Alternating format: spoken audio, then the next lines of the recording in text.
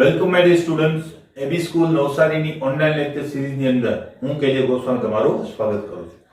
મિત્રો, લાસ્ટ લેક્ચર્સની અંદર આપણે ઘણા બધા સંઘટકો વિશે ભણી ગયા, બરાબર. હવે આપણે એક નવા સંઘટકની વાત કરવાના છીએ.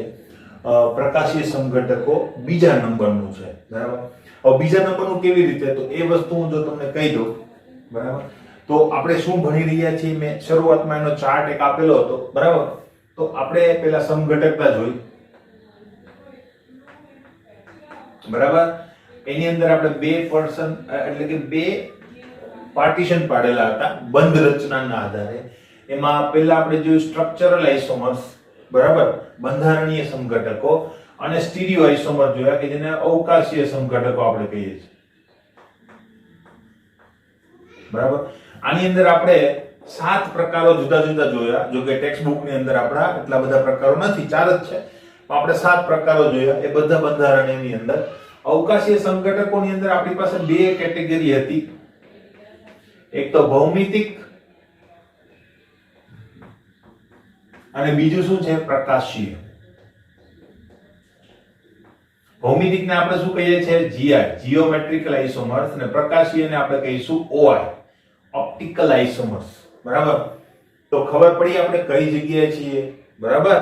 આપણે આ જગ્યાએ છીએ. અવકાશીય સમઘટકો, એની અંદર ભૌમિતિક સમઘટકો આપણે જોયા. હવે આપણે પ્રકાશીય સમઘટકો ઉપર આવીશું. આ બંને ખતમ થઈ જશે પછી આપણે ટોટલ સમઘટકોને કેવી રીતે ઇવેલ્યુએટ કરવા, કોમ્પિટિટિવ એક્ઝામ ની અંદર કેવી રીતે આપણે લોજિક મારવું, એ બધી વાતો હું તમને કરીશ. પહેલા આપણે આ વસ્તુ કમ્પ્લીટ કરી લઈએ, ત્યારબાદ ક્લિયર. તો આ વસ્તુ તમને સમજાઈ ગઈ હશે. હવે મારે આનું કઈ કામ નથી.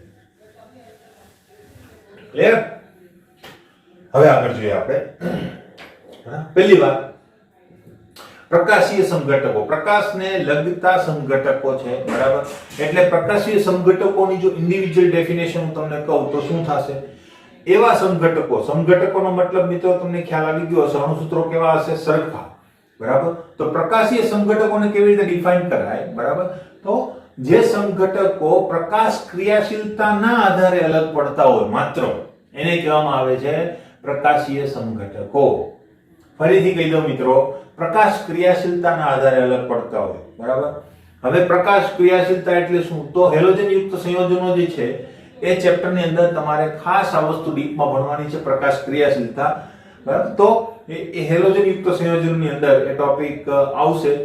11મા ધોરણમાં તમે એ વસ્તુ થોડી ઘણી શીખી ગયા છો કે પ્રકાશ ક્રિયાશીલતા કોને કહેવાય, બરાબર. તો પ્રકાશ ક્રિયાશીલતા કોને કહીશું આપણે, તો એના માટે આપણે શું કરીએ, એની ડેફિનેશન પહેલા તો જોઈ લઈએ, બરાબર. એની ડેફિનેશન શું છે, પ્રકાશ ક્રિયાશીલતા. તો પ્રકાશ ક્રિયાશીલતાની ડેફિનેશન છે કે જો કોઈ પદાર્થ ધ્રુવીભૂત પ્રકાશના તલનું કોણાવર્તન કરતો હોય તો એને શું કહેવામાં આવે છે, પ્રકાશ ક્રિયાશીલતા. હવે ધ્રુવીભૂત પ્રકાશ કોને કહેવાય, એટલે આપણી પાસે છે ને અંદર ઘણી બધી ડેફિનેશન્સ આવતી જાય છે, બરાબર. પહેલી ડેફિનેશન મેં જોઈ પ્રકાશીય સમઘટકતા, બરાબર. તો આપણે અલગ કલરથી લખીએ તો તમને ખ્યાલ આવે, બરાબર. પ્રકાશીય સમઘટકો. તો આને સમજવા માટે આપણી પાસે એક નવો વર્ડ આવ્યો, પ્રકાશ ક્રિયાશીલતા.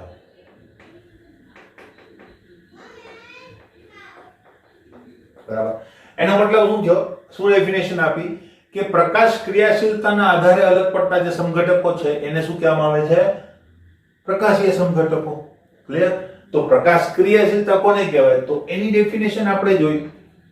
એની ડેફિનેશન શું છે પ્રકાશ ક્રિયાશીલતાની, તો કે જો કોઈ પદાર્થ એ ધ્રુવીભૂત પ્રકાશના તલનું કોણાવર્તન કરતો હોય તો એવા પદાર્થને કિરાલ પદાર્થ કહેવાય, અને આ જે ઘટના બની એને કહેવાય પ્રકાશ ક્રિયાશીલતા, અથવા એ પદાર્થને કહેવાય પ્રકાશ ક્રિયાશીલ પદાર્થ, બરાબર.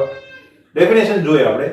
શું, તો કે ધ્રુવીભૂત પ્રકાશના તલનું કોણાવર્તન કરતા પદાર્થો જે છે એને પ્રકાશ ક્રિયાશીલ પદાર્થો કહેવાય, ને ઘટનાને કહેવાય પ્રકાશ ક્રિયાશીલતા. તો ધ્રુવીભૂત પ્રકાશ,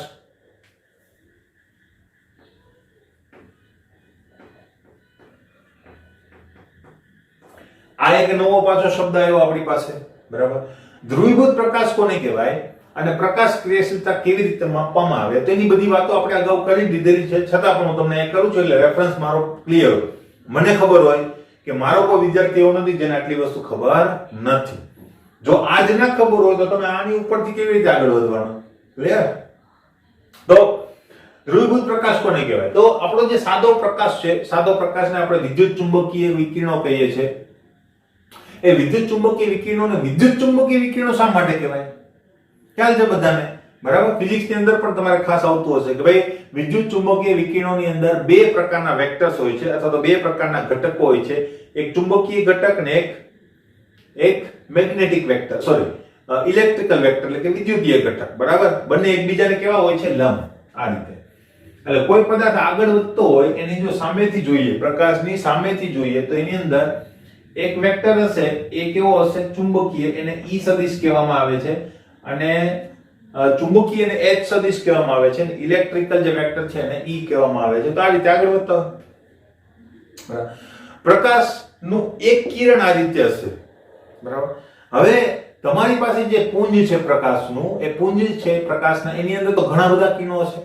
તો કોઈ કિરણ એવું હશે જેનો લંબ જ હશે, આ વસ્તુ તો લંબ જ હશે એકબીજાને, બરાબર. પણ કોઈ એવું હશે કે જેને લંબ આ રીતે છે. માનો કે હું બીજું કિરણ દોરું, બરાબર, તો આ રીતે પણ હોઈ શકે.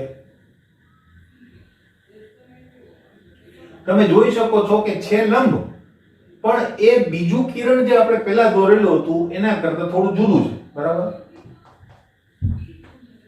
ક્લિયર? બરાબર. ત્રીજું કોઈ કિરણ છે કે જે આની સાથે જ એટલે કે પુંજની અંદર જ પાર્ટિસિપેટ કરે છે, પણ અલ્ટિમેટલી એનું લંબ જે છે, બરાબર, એ આ રીતે છે. બરાબર. તો તમને દેખાય છે કે ઓલમોસ્ટ એ લંબ તો છે જ. બરાબર. કદાચ એમ પણ હોય કે H ઉપર હોય, E નીચે હોય, આમાં બધામાં પણ રિવર્સ હોઈ શકે. બરાબર. તો તમે જોવો છો કે આ સાદું જે આપણી પાસે સાદો પ્રકાશ છે કે જેને અધ્રુવીભૂત પ્રકાશ કહેવામાં આવે છે, એની અંદર બધા જે સદિશો છે અથવા તો બધા જે વેક્ટર્સ છે એની દિશા કોઈ કોમન નથી. એ સતત ને સતત શું કરતી હોય છે? સતત ને સતત બદલાતી હોય છે. એટલે શું થાય તો કે તમારો સાદો પ્રકાશ છે એના વાઇબ્રેશન્સ, એ બધા જ વાઇબ્રેશન કેવી રીતે? તો તમને ખબર છે કે E સદિશો અને H સદિશો જે છે આ રીતે ગતિ કરતા હોય. જોજો.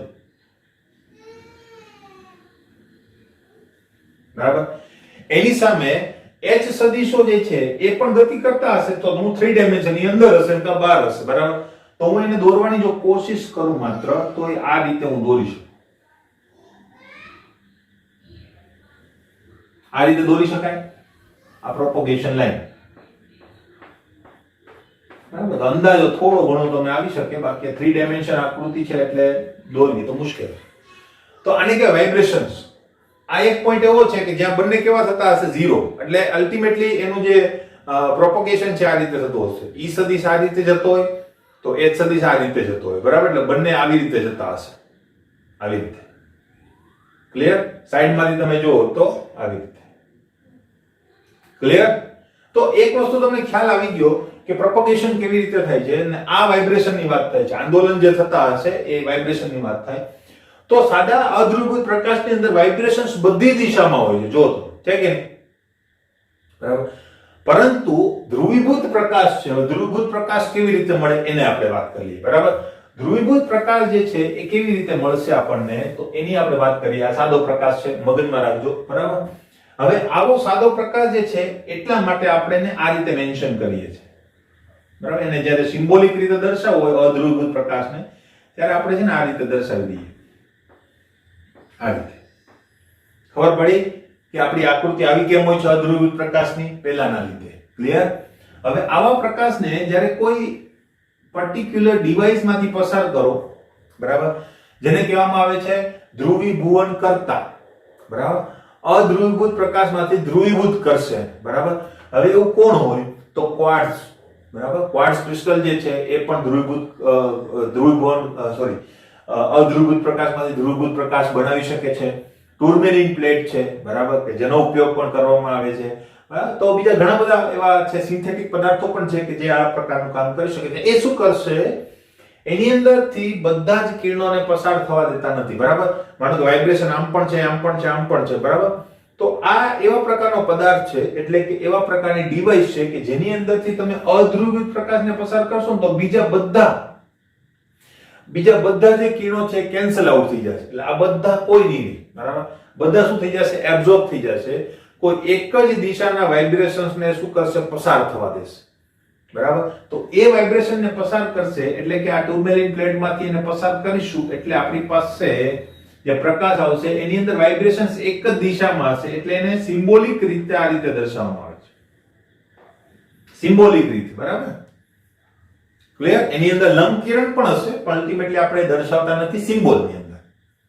ક્લિયર? વાઇબ્રેશન્સ એક જ દિશામાં થઈ ગયા કે નહીં, બરાબર. તો આ છે અધ્રુવીભૂત પ્રકાશ, આ ધ્રુવીભૂત પ્રકાશ અને આ ધ્રુવીભવન કરતા. ક્લિયર? ટર્મેલિન પ્લેટ, ક્વાર્ટઝ કે કોઈ પણ હોઈ શકે, બરાબર. એને ગ્રેટિંગ ડિવાઇસ કહેવામાં આવે. ક્લિયર છે, બરાબર. તો આ પ્રકાશ એની વાત અહીંયા કરે છે. ધ્રુવીભૂત પ્રકાશ ખબર પડી ગઈ હશે હવે તમને, બરાબર. આ પ્રકાશને ધ્રુવીભૂત પ્રકાશ કહેવાય. હવે શું થાય છે એની વાત કરીએ, બરાબર. કોઈને હજુ ના સમજાયું હોય તો વિડિયો પોઝ કરી અને રિવર્સ કરી અને એકવાર પાછું સાંભળજો, 100% સમજાઈ જશે, બરાબર. હવે પ્રકાશ ક્રિયાશીલતા ક્યાંથી આવે? ધ્રુવીભૂત પ્રકાશ એનું કોણાવર્તન. તો એ કોણાવર્તન કેવી રીતે થાય? તો હવે હું ત્યાંથી આગળ વધું, બરાબર. મારી પાસે આ ધ્રુવીભૂત પ્રકાશ છે કે જે મેં હમણાં જ મેળવેલો છે, બરાબર. હવે આને હું કોઈ પ્રકાશ ક્રિયાશીલ પદાર્થના સોલ્યુશનમાંથી પસાર કરું, બરાબર. આ મારી પાસે છે કસનરી, બરાબર. અથવા તો આપણે એને આ રીતે દોરી દઈએ એક ચેમ્બર, બરાબર. ચોરસ બહુ નાનકડી એવી હોય છે, આટલી ચેમ્બર જ હોય, બરાબર. આપણે એને મેગ્નિફાઈ કરીને દોરી દઈએ. આની અંદર આપણે સોલ્યુશન ભરેલું છે પ્રકાશ ક્રિયાશીલ પદાર્થનું.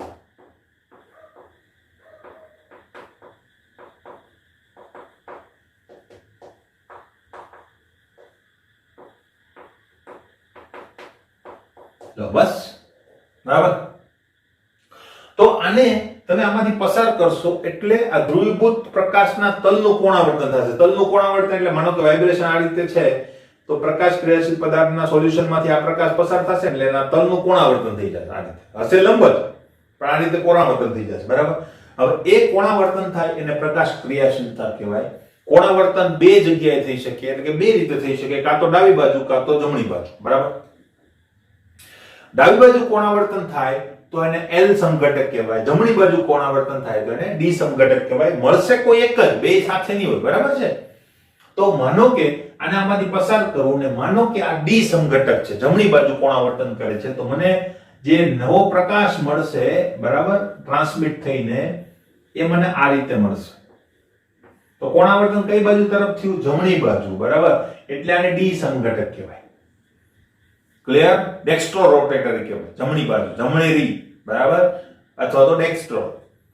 અથવા તમને શું મળી શકે? આ ના મળે તો તમને આવું પણ મળી શકે. બે સાથે નહીં મળે, હું તમને કહી દઉં. અને એક પદાર્થ જે છે એ એક જ વસ્તુ દર્શાવશે. આને L કહેવાય, લેફ્ટી, લીવો, ડાબી. ક્લિયર? ક્લિયર છે મિત્રો? આને પ્રકાશ ક્રિયાશીલતા કહેવાય, બરાબર છે. ખબર પડી ગઈ પ્રકાશ ક્રિયાશીલતા? તો આવી પ્રકાશ ક્રિયાશીલતા સંકીર્ણોની અંદર પણ જોવા મળે છે. એ પણ ધ્રુવીભૂત તલના કોણાવર્તનને અનુમોદન કરે છે, અથવા તો એમ કહેવાય કે ધ્રુવીભૂત તલનું કોણાવર્તન કરી શકે એવા સંકીર્ણો પણ આપણી પાસે અવેલેબલ છે. તો એ સંકીર્ણોની આપણે વાત કરી રહ્યા છીએ. આશા રાખો કે તમને ખ્યાલ આવી ગયો હશે. મેં હજુ પ્રકાશ ક્રિયાશીલતા કીધી.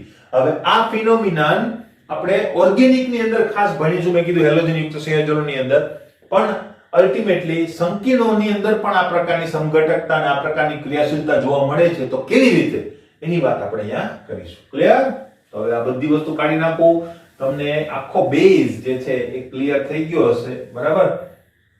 એટલા માટે જ મેં તમને તમારું આ વસ્તુ એક રીકોલ ના પોઈન્ટ ઓફ વ્યૂ થી આપણે લીધેલું છે.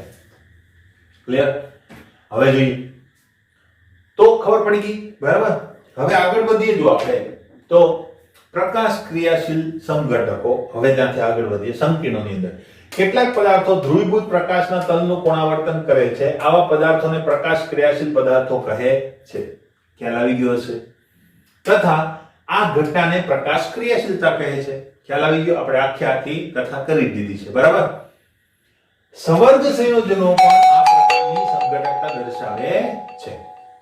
સંવર્ગ સંયોજનો પણ આ પ્રકારની સમઘટકતા દર્શાવે છે. ક્લિયર? કેવી રીતે? તો એની વાત આપણે કરીએ. તો પ્રકાશ ક્રિયાશીલ સંઘટકો એકબીજાના આરસી પ્રતિબિંબો હોય છે જેને અધ્યારોપિત કરી શકાતા નથી. પાછા નવા શબ્દો એવા, બરાબર? તો પ્રકાશ ક્રિયાશીલતા, મેં તમને કીધું કે અમુક પદાર્થો એવા હોય છે કે જે પ્રકાશ ક્રિયાશીલતા દર્શાવે છે. ધ્રુવીભૂત તલનું જે કોણાવર્તન છે એ કોણાવર્તન કરે છે ડાબી બાજુ કે જમણી બાજુ, બધું ખબર પડી ગઈ તમને. પ્રશ્ન એ થાય કે કોઈ પણ કમ્પાઉન્ડમાં એવું તો શું હોય છે જેથી કરીને એ આ પ્રકાશ ક્રિયાશીલતા દર્શાવે છે. દાખલા તરીકે મારી પાસે કોઈ સાદું, માનો કે NaCl છે, સોડિયમ ક્લોરાઇડ, બરાબર? એનું દ્રાવણ બનાવું, એની અંદરથી ધ્રુવીભૂત પ્રકાશના તલનું કોણાવર્તન કરું તો શું સર એ પ્રકાશ ક્રિયાશીલતા દર્શાવશે? નહીં દર્શાવે. એસિડિક એસિડનું દ્રાવણ દર્શાવશે પ્રકાશ ક્રિયાશીલતા. એસિડિક એસિડ CH3COOH દર્શાવશે પ્રકાશ ક્રિયાશીલતા? નહીં દર્શાવે. બરાબર? હું એમ કહું ગ્લુકોઝનું દ્રાવણ બનાવું અને એની અંદરથી પ્રકાશને પસાર કરું તો પ્રકાશ ક્રિયાશીલતા દર્શાવશે? યસ, દર્શાવશે. બરાબર? તો એવું તો શું ગ્લુકોઝની અંદર છે જેથી કરીને એ પ્રકાશ ક્રિયાશીલતા દર્શાવે છે? બરાબર? પ્રશ્ન એ થાય. બરાબર, ઓબ્વિયસ છે પ્રશ્ન કે પ્રકાશ ક્રિયાશીલતા દર્શાવવા માટે કારણભૂત શું હોય છે કોઈ સ્ટ્રક્ચરની અંદર કે એના લીધે પ્રકાશ ક્રિયાશીલતા આવે છે?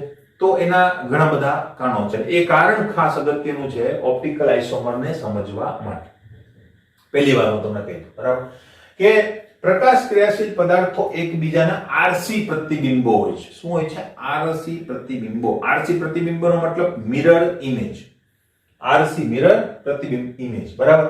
મિરર ઇમેજ હોય છે એકબીજાની. મિરર ઇમેજ નો મતલબ શું થાય તો હવે ખાસ સમજજો, બરાબર? જો મિરર ઇમેજ કોને કહીશું આપણે? મારો આ હાથ છે, બરાબર? તો આ હાથની, હવે આ વીટીને તમે આવું ગણી નાખજો, હું પહેલી જ રાખું છું. આ હાથ છે, બરાબર? તો આ હાથ એની મિરર ઇમેજ કેવી હશે? આવી જશે? નહીં, આવી તો નહીં. એની મિરર ઇમેજ કેવી હશે? આવી હશે. ખબર પડી કે નહીં? મિરર ઇમેજ કેવી હશે? આ ટાઈપની હશે. એટલે હું એમ કહું કે ડાબા હાથના પંજાની મિરર ઇમેજ જમણા હાથનો પંજો છે. ક્લિયર? આ રીતે હશે. આ રીતે તો નહીં હોય, બરાબર? તો અલ્ટિમેટલી આ હાથની મિરર ઇમેજ આ કહેવાય. ક્લિયર? મિરર ઇમેજ ખબર પડી ગઈ હશે. તો કોઈ પણ આપણું કમ્પાઉન્ડ છે એ કમ્પાઉન્ડની અંદર પણ આપણે મિરર ઇમેજ જોવાની છે કે બંને એકબીજાના મિરર ઇમેજ છે કે નહીં. હું એમ કહું કે આંગળીની આ મિરર ઇમેજ છે? હા છે. આંગળીની મિરર ઇમેજ છે તો છે, બરાબર? બધી આંગળી એકબીજાની મિરર ઇમેજ તમને દેખાશે. ક્લિયર? એક પેન છે એની મિરર ઇમેજ છે તો કે હા છે, બરાબર? બધાની મિરર ઇમેજ તો તમે ગમે તેની કરી શકો, એમાં કોઈ ઇશ્યુ નથી. મિરર સામે રાખો એટલે ઇમેજ મળે, બરાબર? તો મિરર ઇમેજ તો બધાના હોય છે. એટલે એમાં આ જે સેન્ટેન્સ છે ને એ કઈ બહુ કામનું નથી. ક્લિયર? મિરર ઇમેજ તો ગમે તેની મળે. મેઇન છે એની પછીનું સેન્ટેન્સ, બરાબર? એટલે લખવું તો જરૂરી છે મિત્રો. હા, કામનું નથી નો મતલબ કામનું નથી નો મતલબ શું થાય? તમે કોઈ પણ વસ્તુનું આરસી પ્રતિબિંબ મળે છે તો તમે એને પ્રકાશ ક્રિયાશીલ ના કહી શકો, એમ વાત થાય, બરાબર? એટલે લખવાનું તો છે જ, નથી જરૂરી એનો મતલબ એવું નથી. મિરર બધાને મળે, ગમે તેની સામે તમે મિરર મૂકી દો એની મિરર ઇમેજ મળે. એની પછીનું જે છે એ ખાસ કામનું છે. શું કહે છે? મિરર ઇમેજ છે જેને અધ્યારોપિત કરી શકાતા નથી. અધ્યારોપિતનો મતલબ શું થાય? એનું ઇંગ્લિશ વર્ડ છે સુપર ઇમ્પોઝ કરવું. સુપર ઇમ્પોઝ નો મતલબ શું થાય? બંધ બેસતું આવવું, બરાબર? હવે તમે જો, મારી પાસે એક લેટર છે, બરાબર? એ તો એની મિરર ઇમેજ કેવી હશે? એ જ, બરાબર? હવે હું આ એ ને અહીંયાથી ઉચકીને આના ઉપર મૂકી દઉં તો અધ્યારોપિત થઈ જશે? યસ. મિરર ઇમેજ તો બધાની મળે, પણ બીજું સેન્ટેન્સ અધ્યારોપિત કરી શકાતા નથી. એનો મતલબ આને આના ઉપર મૂકું તો અધ્યારોપિત થઈ જાય. જો થઈ જાય ઈઝીલી, બરાબર? આના જેવો જ આકાર છે. હવે અધ્યારોપિત કોણ ના થાય તો જો, માનો કે મારી પાસે એક લેટર છે સી, તો એની મિરર ઇમેજ કેવી મળશે? આ રીતે મળશે કે નહીં? બરાબર? હવે હું આને ઉપાડી આ જ રીતે આના ઉપર મૂકવા જાઉં તો એ કેવી રીતે આવશે? આ રીતે આવશે કે નહીં? આ જે ખાંચો છે, ખુલ્લો ખાંચો, એ આ બાજુ આવશે, બરાબર? તો અધ્યારોપિત થશે નહીં. બીજું તમને કહો, બરાબર? બીજું કોઈ પણ આપણે વર્ડ લઈએ, બી. બી, બરાબર? બી ની જો મિરર ઇમેજ હું લઉં, બરાબર. તો મિરર ઇમેજ કેવી હશે? મિરર ઇમેજ આ રીતની હશે.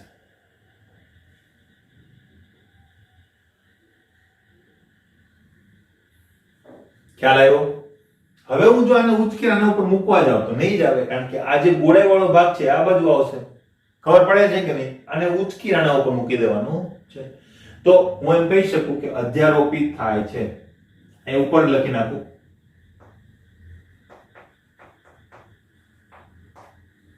આ થશે, આ નહીં થાય, આ નહીં થાય. હવે હું એમ માનું કે h લખું તો થશે, t લખું તો થશે. બરાબર. તો આ વસ્તુ છે. ક્લિયર? ખબર પડી ગઈ?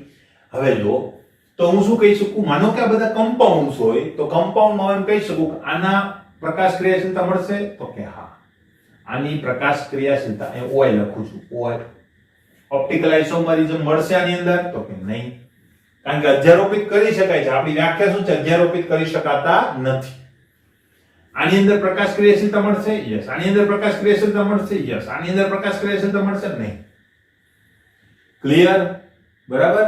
એટલે કોણ આવું કરી શકે? તો કે જેના પ્રતિબિંબો અધ્યારોપિત કરી શકાતા નથી. ક્લિયર? બરાબર. તો આ વસ્તુ ખાસ અગત્યની છે. પણ આ વસ્તુ તમે કરી શકશો નહીં, એ વસ્તુ પણ હું તમને કહી દઉં. બરાબર. એટલે આ વસ્તુ તમારે એમ કામની નથી આઈડેન્ટિફાય કરવા માટે. જેમ કે જીઆઈ ની અંદર મારે આઈડેન્ટિફાય કરવું તો હું ટ્રાન્સપોઝિશન જોઈ લઉં એટલે મને ખબર પડી ગઈ. પણ અધ્યારોપણ એ આપણી કન્ફર્મેટિવ ટેસ્ટ થશે નહીં. હવે એવું કેમ? તો કે છે સાચી વ્યાખ્યા કે ખોટી નથી, પણ એની મર્યાદા છે. મર્યાદા શું છે? તો કે દોરનારની મર્યાદા છે. બરાબર. જો કેવી રીતે હું તમને એમ કહું કે મારી પાસે એક આકૃતિ છે, બરાબર. એ આકૃતિને હું ગમે રીતે દોરું, બરાબર, તો અધ્યારોપણ થાય પણ ખરું, અધ્યારોપણ ના પણ થાય. બરાબર. દાખલા તરીકે હમણાં આવે એટલે હું તમને કહું, બરાબર. વધારે ડિટેલમાં હમણાં આપણે જઈએ જ છે એટલે ત્યારે હું તમને વાત કરું તો વધારે ખ્યાલ આવશે. બરાબર. આની વાત કરજો. હું તમને એક ટ્રીક આપીશ, જેમ જીઆઈ ની અંદર આપણી ટ્રીક હતી એ રીતે. બરાબર. કે તમને પૂછે કે નીચેમાંથી કયા સમઘટકો અથવા તો કયું સંકીર્ણ ઓપ્ટિકલ આઇસોમેરિઝમ દર્શાવી શકે, તો ત્યાં તમને આકૃતિ નહીં દોરેલી, ત્યાં તો સંકીર્ણ જ આપેલું હશે. બરાબર. તો શું અંદર જોવાનું છે એ હું તમને કહીશ. બરાબર. તો ખાલી પ્રતિબિંબ જોવાથી આપણે નહીં મેળવી શકીએ. વ્યાખ્યા યાદ રાખવાની છે, પણ પ્રતિબિંબ આપણા માટે કન્ફર્મેટિવ ટેસ્ટ નહીં થાય, કારણ કે એની અંદર દુવિધા ઉત્પન્ન થાય છે. કેવી રીતે? હમણાં હું કહીશ, ઉદાહરણ આપું ત્યારે. બરાબર. હવે જો આવા અણુઓ કે આયનો જેના પ્રતિબિંબને અધ્યારોપિત કરી શકાતા નથી, બરાબર, એવા અણુઓ જે છે એ શું કરી શકે? પ્રકાશ ક્રિયાશીલતા દર્શાવી શકે. અને આવા અણુઓ કે આયનો જેના પ્રતિબિંબને અધ્યારોપિત નથી કરી શકાતા એને કહેવામાં આવે છે કિરાલ પદાર્થો. ક્લિયર છે? કિરાલ પદાર્થો કહેવામાં આવે. ખબર પડી ગઈ? નામ યાદ રાખજો. નામ તમારે હેલોજન યુક્ત સંયોજનમાં પણ આવ્યું હશે. અને આપણે એક શબ્દનો ઉપયોગ કર્યો છે કિરાલ કાર્બન. બરાબર. તો એ એના માટે છે. બરાબર. બીજી બધી ઘણી બધી વાતો છે, હમણાં હું તમને કરું. પહેલા આપણે આટલો ટોપિક પતાવી દઈએ એટલે આપણું પાછું બોર્ડ ખાલી થઈ જાય. બરાબર. ક્લિયર? હવે ઉદાહરણની અંદર આપણી પાસે એક ઉદાહરણ છે COEN થ્રાઇસ. બરાબર. તો એની ફટાફટ આપણે વાત કરી લઈએ. CO EN thrice. બરાબર. EN દ્વિદંતીય લિગેન્ડ છે. હવે યાદ હોવું જોઈએ, લિગેન્ડ બધા યાદ રાખવાના છે, મેં પહેલા જ કહી દીધું છે. બરાબર. હવે એ દ્વિદંતીય લિગેન્ડ છે તો ત્યાં સહસંલિંદેશની સંખ્યા કેટલી થઈ ગઈ? 3 દુ 6. તો અહીંયા સવર્ગાંક કેટલો થઈ ગયો? 6. આકાર કેવો હશે? અષ્ટફલકીય. બરાબર. અમસ્તી પણ સમચોરસ અને સમચતુષ્ફલકીયની અંદર, બરાબર, સમચોરસની અંદર તમને કોઈ પણ પ્રકારના ઓપ્ટિકલ આઇસોમર મળવાના નથી. ક્લિયર છે? તો યાદ રાખજો. બરાબર. એ કેમ નથી મળતા એ બધી વાતો હું તમને પછી કરીશ. તો અષ્ટફલકીય સંકીર્ણો માટે મેં તમને દોરવાની રીત કીધેલી હતી જ. બરાબર. ટૂંકા કરી નાખીએ, આપણી પાસે જગ્યાની થોડી મર્યાદા છે.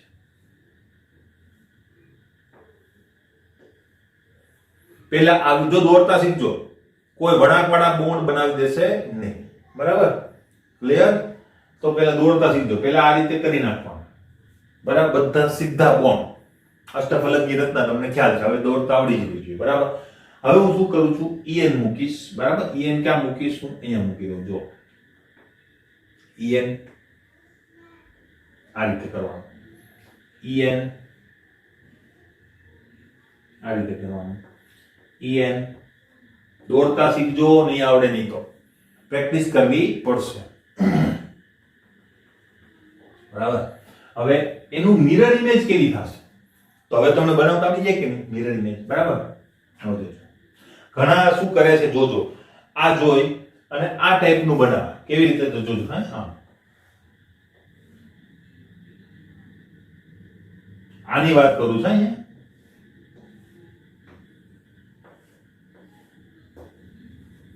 આ ખોટી આકૃતિ છે,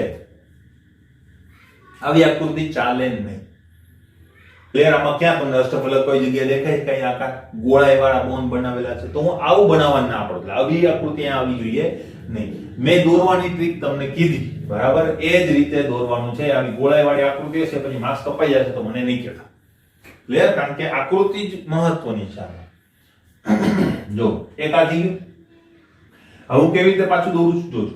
પાછું હું શું કરીશ? અષ્ટફલકીય રચના દોરી કાઢીશ. આ રીતે દોરો. તમને ના ફાવતું હોય તો સીધી લાઈન થઈ ગઈ. હવે આની મિરર ઇમેજ લે. આ en અહીંયા હશે કે નહીં? હવે ઈ દોરતા આવડવી જોઈએ. બરાબર? આ રીતે મિરર સામે રાખો અને કેવી ઇમેજ મળશે એ વસ્તુ.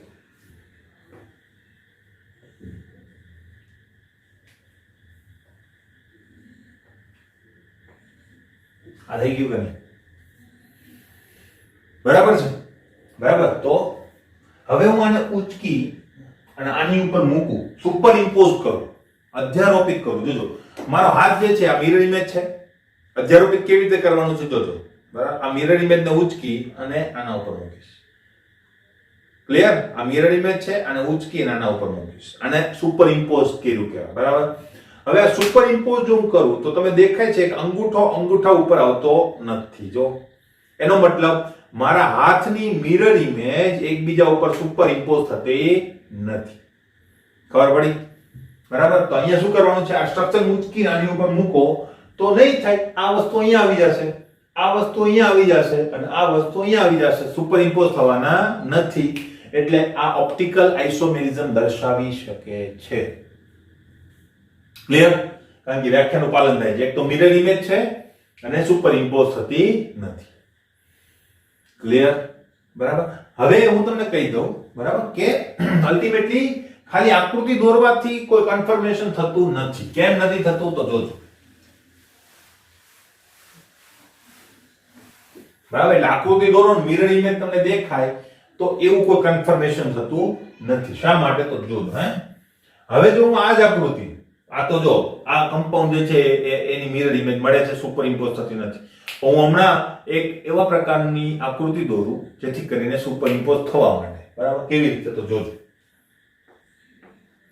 આ તો છે જ, આ તો છે જ, પણ આપણી અંદર વાયરસ ક્યાં આવી શકે તો એ જોજો. આખી ઇમેજ જે છે એને હું ટિલ્ટ કરી દઉં. ટિલ્ટ કરી દો. બરાબર? આને ટિલ્ટ કરી દો એટલે કે આને થોડું ક્રોસ કરી દો આવી રીતે. તો શું થશે? તો આ બોન્ડ જે છે હું જો તમે આ રીતે દોરતા, બરાબર, હું આને આમ કરી નાખું તો હવે આમ થશે કે નહીં? આ બોન્ડ ને મેં અહીંયા લઈ લીધો. બરાબર? આ બોન્ડ અહીંયા આવી ગયો. ક્લિયર? તો બીજો બોન્ડ જે છે એ ક્યાં આવશે? આ જગ્યા આવશે. હવે થોડું કરી દો. બરાબર? આ રીતે, આ રીતે. ક્લિયર? એટલે આ બે બોન્ડ અહીંયા આવી જશે તો આ બોન્ડ અહીંયા આવી જશે અને આ બોન્ડ અહીંયા આવી જશે. બરાબર? તો અલ્ટિમેટલી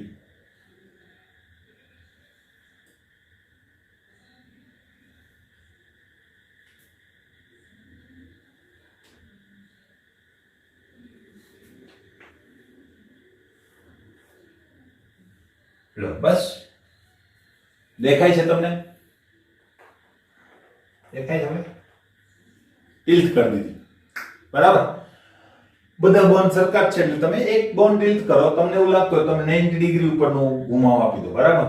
હવે શું થાય છે જો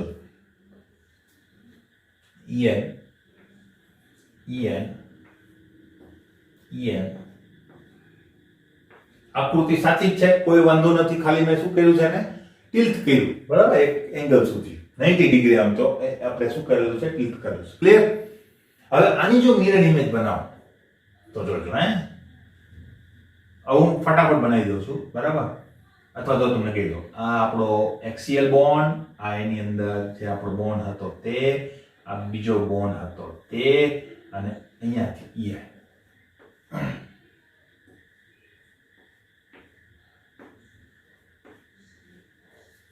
બરાબર, ઓકે આકૃતિ છે.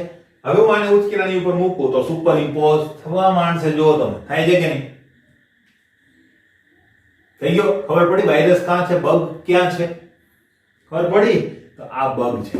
એટલે ખાલી કોઈ એવા કમ્પાઉન્ડ પણ હશે, બરાબર, હું તમને કહીશ આગળ ઉપર હશે ત્યારે, કે અલ્ટિમેટલી એની અંદર કોઈ પણ પ્રકારના આઇસોમર બળતા જ નથી, છતાં પણ તમે એવી આકૃતિ દોરી શકો કે જેની મિરર ઇમેજ સુપર ઇમ્પોઝ થાય નહીં. જો અહીંયા સુપર ઇમ્પોઝ નથી થતી, અહીંયા સુપર ઇમ્પોઝ થાય છે. દેખાય છે તમને? બરાબર, તો આ પ્રકાશ ક્રિયાશીલ નથી, પણ પ્રકાશ ક્રિયાશીલ તો છે. બરાબર, તો એ વસ્તુ શું કરવું કે જેથી કરીને મને ખબર પડી જાય કે પ્રકાશ ક્રિયાશીલતા છે કે નહીં, તો એ હું તમને લાસ્ટમાં કહીશ. ક્લિયર? તો આ વસ્તુની હું વાત કરતો હતો કે આપણા માટે આકૃતિ દોરીને પ્રકાશ ક્રિયાશીલતા નક્કી કરવી એ બહુ ફિઝિબલ રહેશે નહીં. આગળ વધીએ. બરાબર, જો પ્રકાશ ક્રિયાશીલતા પોલારીમીટર વડે માપવામાં આવે છે. તમને ખ્યાલ છે, બરાબર, એની વાત પણ આપણે અગાઉ કરી લીધી. પોલારીમીટર જે છે એ પ્રકાશ ક્રિયાશીલતા માપવા માટેનું સાધન છે. યાદ રાખજો, ઘણીવાર MCQ ની અંદર આવી ગયું છે. બરાબર, અને ખાસ હેલોજન યુક્ત સંયોજનોની અંદર આવો MCQ છે. બરાબર, તો એ ખાસ ધ્યાન રાખવાનું. જો ધ્રુવીભૂત પ્રકાશના તલનું કોણાવર્તન ડાબી તરફ થાય તો તેને લીવો કહેવામાં આવે. ડાબી તરફ થાય તો લીવો, જમણી બાજુ થાય તો ડેક્સ્ટ્રો. બરાબર, જો લીવો સમઘટક હોય તો એને આટલી રીતે દર્શાવે. બરાબર, ડાબી તરફ કોણાવર્તન. બરાબર, તો એને કેટલી રીતે દર્શાવાય? પહેલા તો એને આમ લખાય લીવો. બરાબર, બીજું એને લખાય L, ત્રીજું એને લીવો પણ લખાય. બરાબર, મોટા ભાગે આપણે લીવો છે ને લખતા નથી, કે આવું લખશું નહીં આપણે કોઈ દિવસ. આપણે કાં તો L દર્શાવીશું કાં તો D. બરાબર, એટલે લીવો લખીએ, ગુજરાતીમાં લખીશું, ઇંગ્લિશમાં આપણે લખતા કોઈ દિવસ લીવો L. બરાબર, એટલે યાદ નહીં રાખો ચાલશે. હજુ એક કહેવાય એને ડાબેરી પણ કહેવાય. બરાબર, એને વામ ભ્રમણીય પણ કહેવાય. બસ આટલી રીતે એને દર્શાવાય. એટલે અમારી કોઈ પણ શબ્દો, બધા શબ્દો યુઝ થાય છે એટલે યાદ રાખવાના છે કે એમ કીધું કે એક સમઘટક વામ ભ્રમણીય છે તો તમારે શું સમજવાનું? એ લીવો છે. બરાબર, હવે એવી જ રીતે જો જમણી તરફ ભ્રમણ થાય તો એને કહેવામાં આવે છે ડેક્સ્ટ્રો અથવા ડી. બરાબર, અથવા તો ડેક્સ્ટ્રો લખી પણ શકાય ઇંગ્લિશમાં, પણ મોટા ભાગે લખતા નથી. જમણી, જમણેરી. બરાબર, વામ ભ્રમણીયના બદલે એને કહેવાય છે દક્ષિણ ભ્રમણીય.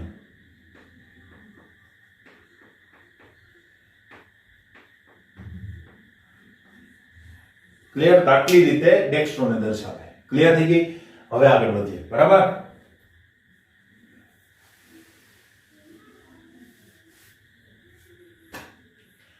જો ધ્રુવીભૂત પ્રકાશના તલનું કોણાવર્તન ડાબી તરફ તો લીવો, જમણી તરફ તો ડેક્સ્ટ્રો. બરાબર, પ્રકાશ ક્રિયાશીલતા મુખ્યત્વે દ્વિદંતીય લિગેન્ડ ધરાવતા અષ્ટફલકીય સંકીર્ણોની અંદર જોવા મળે. જો દ્વિદંતીય લિગેન્ડ ધરાવતા અષ્ટફલકીય આપણા કોર્સમાં છે મેઈન. બરાબર, બાકીની સિવાય પંચદંત એટલે 5 સવર્ગાંક ધરાવતા જે સંકીર્ણ સંયોજન છે એની અંદર પણ તમને એ જોવા મળે.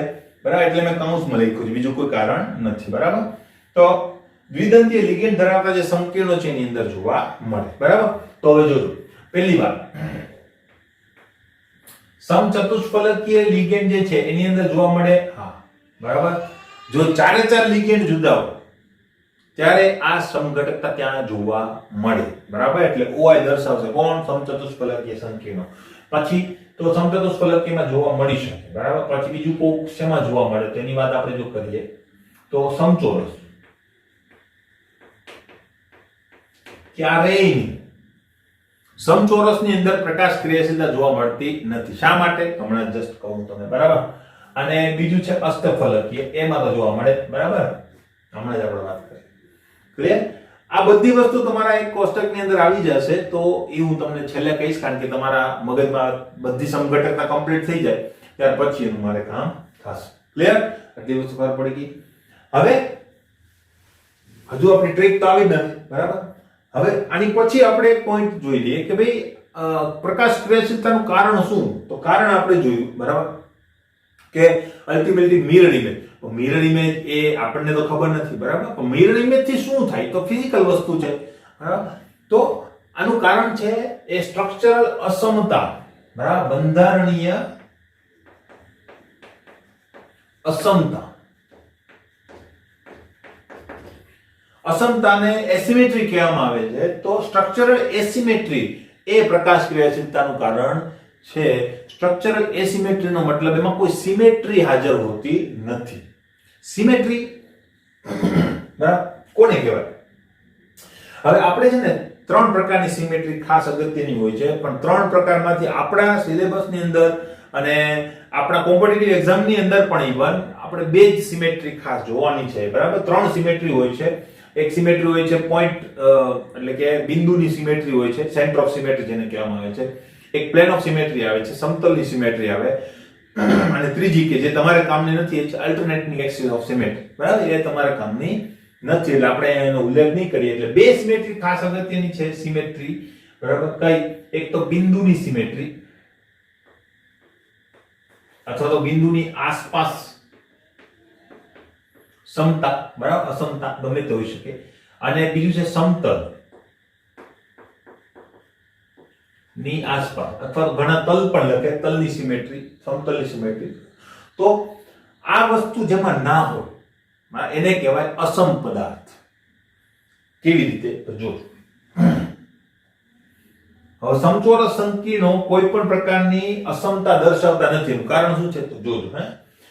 મારી પાસે એક સમતલ છે, માનો કે, બરાબર, આ સમતલ છે મારી પાસે, અને આ સમતલ જે છે ને એ સમતલ એની અંદર માનો કે મારી પાસે અહીંયા એ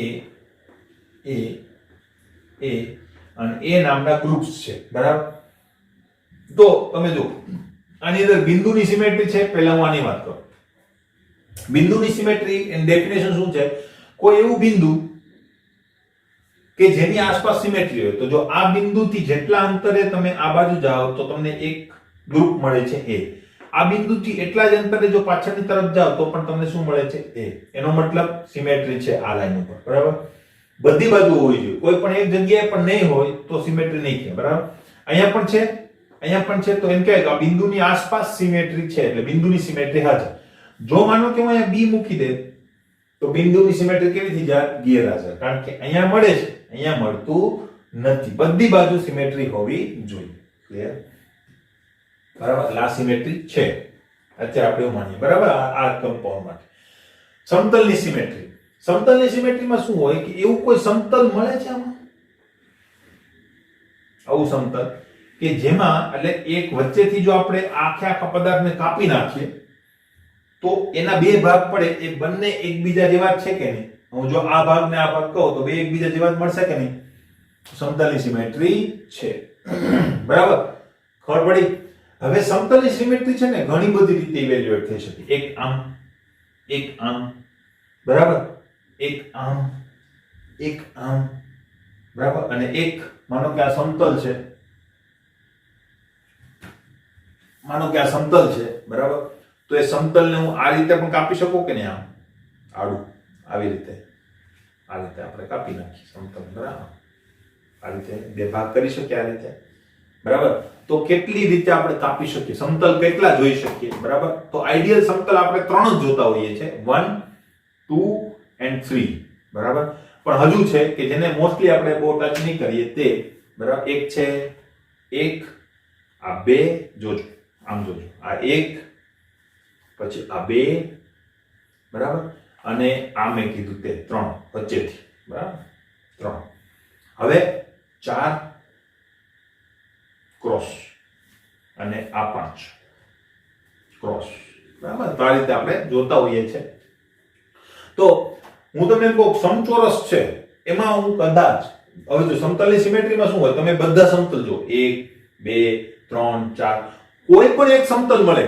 બધા સમતલ આઈડિયલ હોવા જરૂરી નથી, પણ કોઈ પણ એક સમતલ એવું મળે કે જેના વડે તમે એ મોલેક્યુલને બે સરખા ભાગમાં વહેંચી શકો તો એને સમતલની સિમેટ્રી કહેવાય. કોઈ પણ એક સમતલ મળવું જોઈએ. જોજો મિત્રો, બિંદુની અંદર તો બધી દિશાઓમાં તમને સિમેટ્રી જોઈએ, બિંદુની આસપાસ, પણ સમતલની અંદર કોઈ પણ એક સમતલ, મેં 3 સમતલ કીધા, એ 3 સમતલ પૈકી કોઈ એક સમતલની આસપાસ પણ જો સિમેટ્રી હોય, સરખા ભાગ મળતા હોય, તો એમ કહેવાય કે એ પદાર્થ સમતલની સિમેટ્રી દર્શાવે છે. તો આની અંદર તો બધા જ સમતલ સરખા મળશે કે નહીં?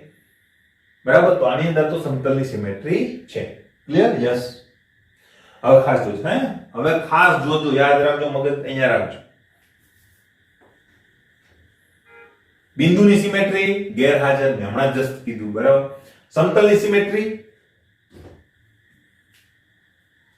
ગેરહાજર, નો, હાજર. ખાસ ધ્યાન રાખજો, એટલે જ કહું છું સમતલની સિમેટ્રી કેવી છે? હાજર. કેવી રીતે? તો જોઈએ. બરાબર. હવે મેં શું કરેલું છે? બરાબર, હવે એક બીજું લઈ લો આપણે, આની વાત કરીએ. થોડી વાર તમે આને ભૂલી જાજો, આ વસ્તુ નથી, આ નથી એવું ભૂલી જાજો અષ્ટફલકીની અંદર. તો આની અંદર હું જો આ જગ્યાએ એક બીજો કમ્પાઉન્ડ મૂકી દઉં, બરાબર, આ જગ્યાએ આપણો એક નવો કમ્પાઉન્ડ છે, બાકી બધે સેમ કમ્પાઉન્ડ છે. બરાબર, બાકી બધી જગ્યાએ આપણે સેમ કમ્પાઉન્ડ મૂકેલા છે, વ્હાઈટ.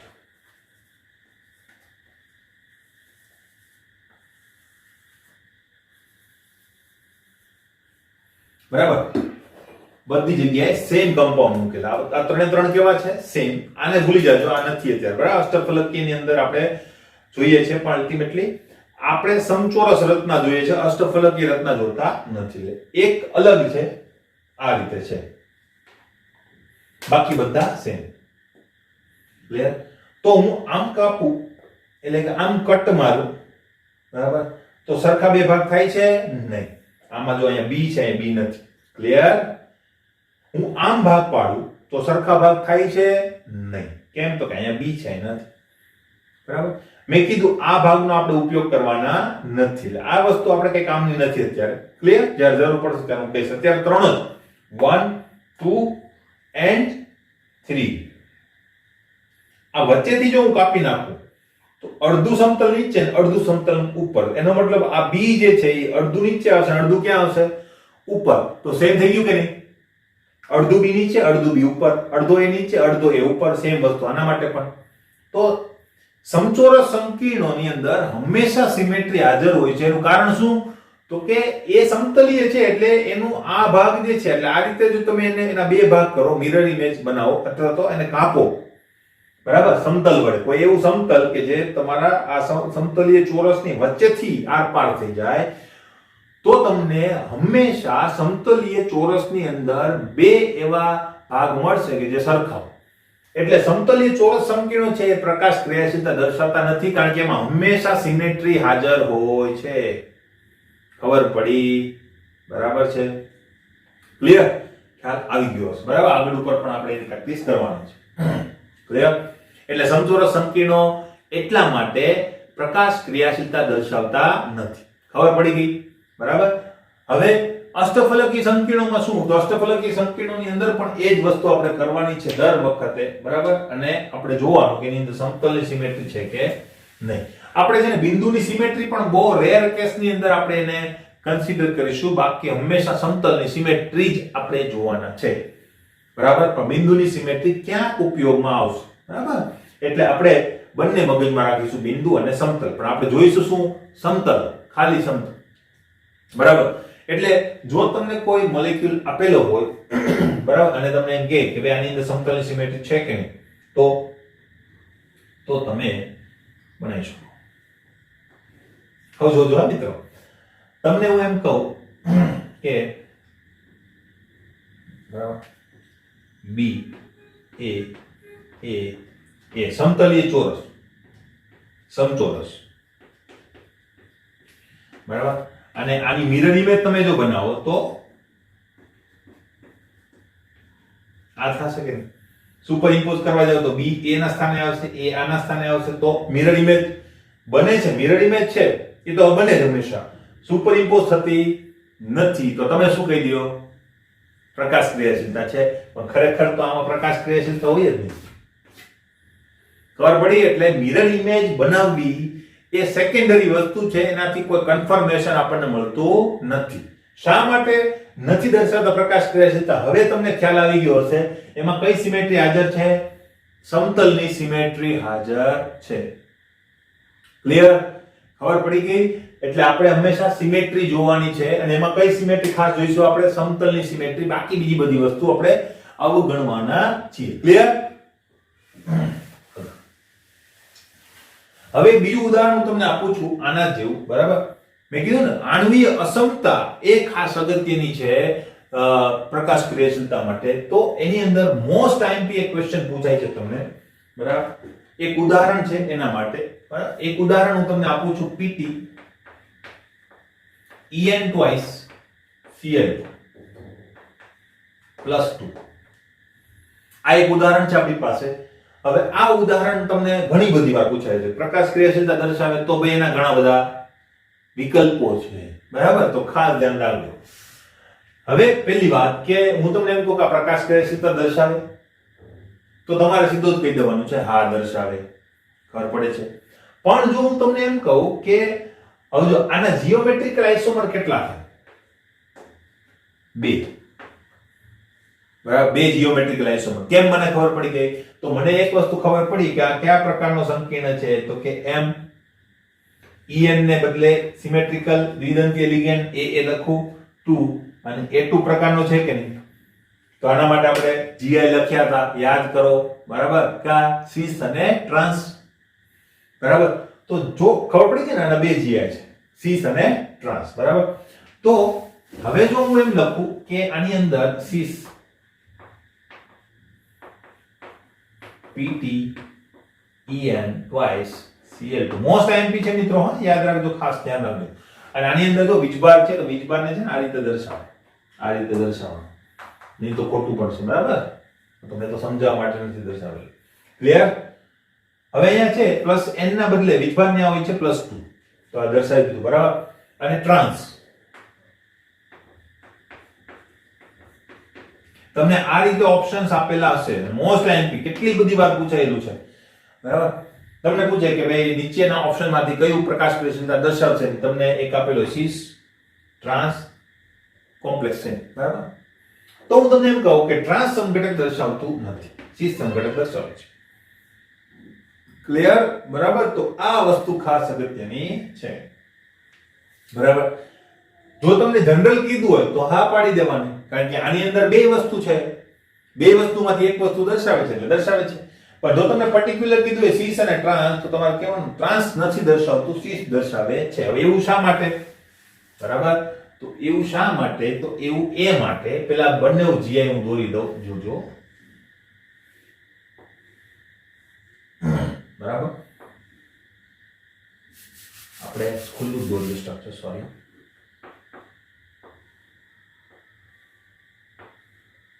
દોરતા શીખી જજો મિત્રો.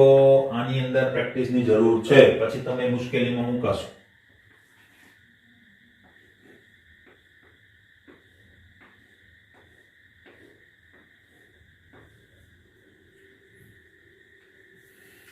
En દ્વિદંતીય લિગેન્ડ છે. શું આપણો નિયમ છે? દ્વિદંતીય લિગેન્ડ હંમેશા સિસ માં જ જોડાય. બરાબર? અને સિસ માં જ જોડવા પડશે. બરાબર? હવે એક સમઘટક હું લખું છું ટ્રાન્સ. તો ટ્રાન્સમાં મેં તમને કીધું છે મોટા ભાગે આપણે એક્સીએલ નો જ ઉપયોગ કરીશું. આમ પણ દોરી શકો, કોઈ પ્રોબ્લેમ નથી, પણ આપણને દેખાય એ રીતે આપણે દોરી. બરાબર? Cl Cl. હવે En અહીંયા આવશે, En અહીંયા આવશે. થઈ ગયું? બરાબર? તો ટ્રાન્સ નું જો મિરર ઇમેજ બનાવવા જાઓ તો તમે ટ્રાન્સ ની મિરર ઇમેજ કેવી રીતે બનાવો? તમારું કારણ તો એ જ આવશે મિત્રો, મિરર ઇમેજ વાળું જ. પણ એનાથી કોઈ કન્ફર્મેશન નહીં થાય. ખાલી એટલું જ હું કહેવા માંગુ છું. બરાબર? તો મિરર ઇમેજ મળી, સુપરઇમ્પોઝ થાય છે. યસ. તો જો En ના સ્થાને En આવશે, En ના સ્થાને En આવશે, Cl ના સ્થાને Cl, Cl ના સ્થાને Cl. મિરર ઇમેજ મળે છે. બરાબર? હવે જો ખાસ હે, જો તમે આને થોડું ટિલ્ટ કરી દો તો મિરર ઇમેજ નહીં મળે. અહીંયા જ કરી દો તમે તો. બરાબર? માનો કે હું અહીંયા Cl દર્શાવું, અહીંયા Cl દર્શાવું, અહીંયા En કરી દો, અહીંયા En કરી દો, તો આની મિરર ઇમેજ કેવી આવશે?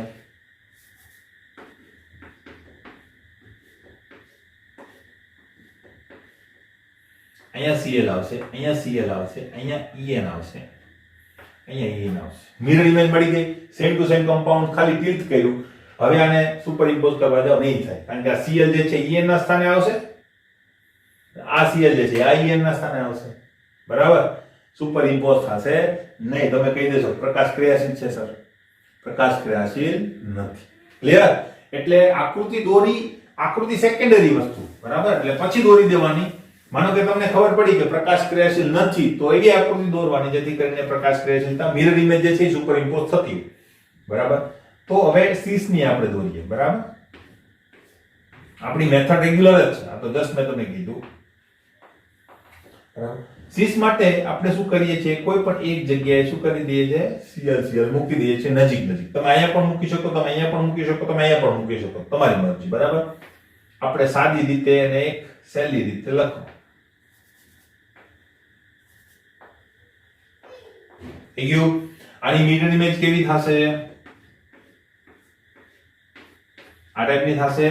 Cl અહીંયા આવશે, En કઈ બાજુ આવશે? પાછળની સાઈડ. બરાબર, બરાબર વ્યવસ્થિત દોરવાની. થોડી જલ્દી કરું છું કારણ કે લેન્થ વધી જશે નહીં તો. ક્લિયર? તો જો મિરર ઇમેજ સુપરઇમ્પોઝ થશે નહીં થાય. આ Cl અહીંયા આવશે, આ Cl અહીંયા આવશે, En જે છે એ જુદા સ્થાને આવશે. બરાબર, સુપરઇમ્પોઝ થતી નથી, એટલે આ ઓપ્ટિકલ આઇસોમર છે. બરાબર, જો હું આને ડેક્સ્ટ્રો કહું, તમે આને લીવો પણ કહી શકો, તો આ લીવો થશે. આને લીવો કહો તો આ ડેક્સ્ટ્રો થાય. બરાબર, હવે કોણ લીવો છે કોણ ડેક્સ્ટ્રો છે એના માટે શું કરવું પડે? પોલારીમીટરમાં જોવું પડે. પણ જો આ લીવો હોય તો આ ડેક્સ્ટ્રો, આ ડેક્સ્ટ્રો હોય તો આ લીવો. બરાબર, ઓઆઈ મળે. આ બંને સેમ જ છે, એટલે ઓઆઈ મળતા નથી. ક્લિયર? આ બધી વસ્તુની થોડી ક્લેરિફિકેશન પાછો આની પછીના વિડીયોની અંદર આપીશ, જ્યાં આપણે ટ્રિક્સની ખાસ ચર્ચા કરીશું, ત્યારે આપણે વધારે જાણકારી મેળવીશું. ક્લિયર?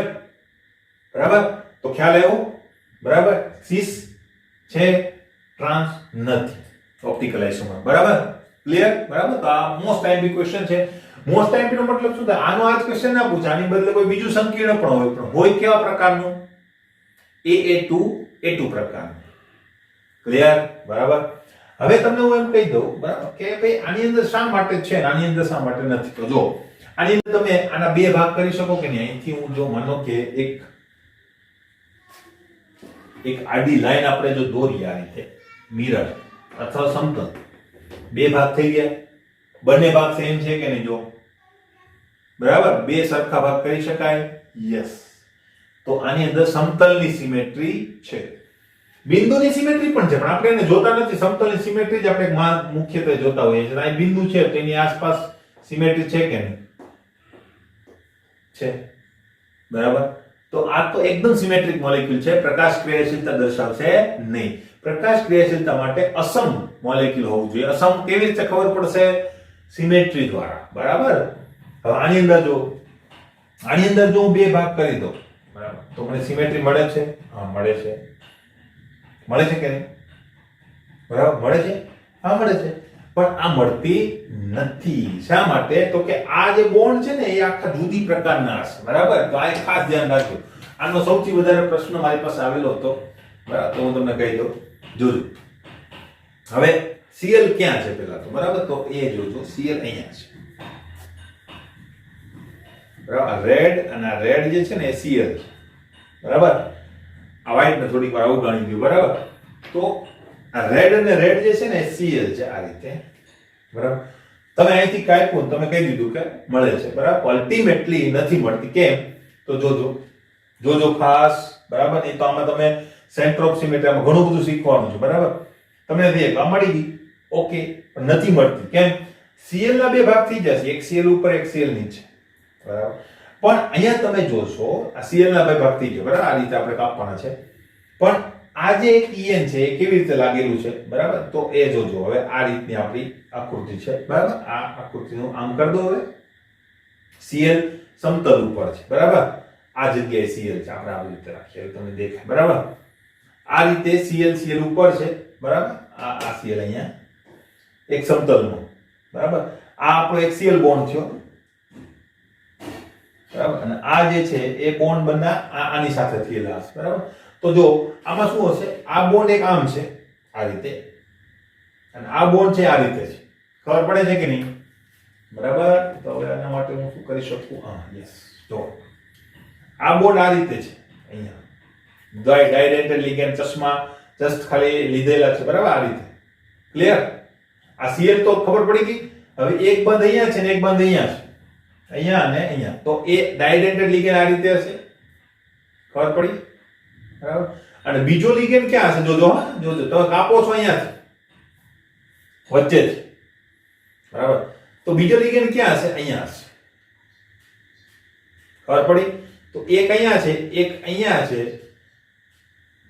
તો કેવી રીતે એના બે ભાગ થશે? થશે નહીં. ખબર પડી? આમ ભાગ કરશો તો પણ નહીં થાય, કારણ કે એક અહીંયા છે ને એક અહીંયા છે, તો એ સુપર ઇમ્પોઝ નથી જ થવાના. દેખાય છે અહીંયા પણ 3 ડાયમેન્શનમાં એ શક્ય નથી. જો એક અહીંયા, બરાબર, અને એક અહીંયા. તો તમે આ રીતે ભાગ કરીને કેવી રીતે? એ તો અહીંયા છે ને એક અહીંયા છે. ક્લિયર? એના બે ભાગ તમે કોઈ પણ રીતે ના કરી શકો. તમે આ રીતે કરવા જાવ તો આ બે જ અલગ થઈ જાય, બરાબર. આ રીતે કરો તો, બરાબર. હવે ખ્યાલ આવી ગયો હશે તમને. તો આ બે અહીંયાથી કરો તો મેં તમને કીધું એક અહીંયા છે ને એક અહીંયા છે, બરાબર. તમે જો આ રીતે ભાગ કરો, આ રીતે નહીં, આ રીતે કરો તો આ બે જ અલગ થઈ ગયા કે નહીં? બરાબર. તમે આ રીતે ભાગ કરો કે Cl જે છે એ શું થઈ જાય? કપાઈ જાય. આ રીતે સમતલને કાપી નાખો, બરાબર. તો Cl ઉપર એક Cl નીચે, આપણે જેવી રીતે કરીએ છીએ રીતે, બરાબર. સમતલને બે ભાગમાં વહેંચી નાખો તો શું થાય? એક બંધ અહીંયા છે, તમને ખબર છે, બરાબર, ડાયડેન્ટલ લિગેન્ડ નો. એક બંધ અહીંયા છે, તો કેવી રીતે મિરર ઇમેજ બનવાની? બોલો, ખબર પડી? બરાબર. એટલે કોઈ પણ સમમિતિ આની અંદર હાજર નથી. ખાસ શીખવા જેવું છે, બરાબર. તો પ્રેક્ટિસ થી આવશે ધીમે ધીમે, બરાબર. આની પછીનો લેક્ચર પણ આપણે એની ઉપર ચર્ચા કરીશું. તો ખાસ એ વસ્તુ જોવાની છે, સિમેટ્રી. કઈ? સેન્ટર ઓફ સિમેટ્રી અને પ્લેન ઓફ સિમેટ્રી, બરાબર. એટલે તમે કહી શકો કે એની અંદર ઓપ્ટિકલ આઇસોમેરિઝમ છે કે નહીં. તમારે આ પણ યાદ રાખવું પડે. તો એના કોષ્ટક જે છે આપણે નેક્સ્ટ વિડીયોની અંદર ચર્ચા કરીશું, કારણ કે આ વિડીયો થોડો લેન્ધી થઈ ગયેલો છે. નેક્સ્ટ વિડીયોની અંદર ખાસ આપણે એની ચર્ચા કરીશું અને જોઈશું કે વિધાઉટ કાપ્યા વગર પણ કેવી રીતે ખબર પડે કે ઓપ્ટિકલ આઇસોમર બનશે કે નહીં બને. ક્લિયર? તો જોઈએ નેક્સ્ટ વિડીયોની અંદર. ક્લિયર?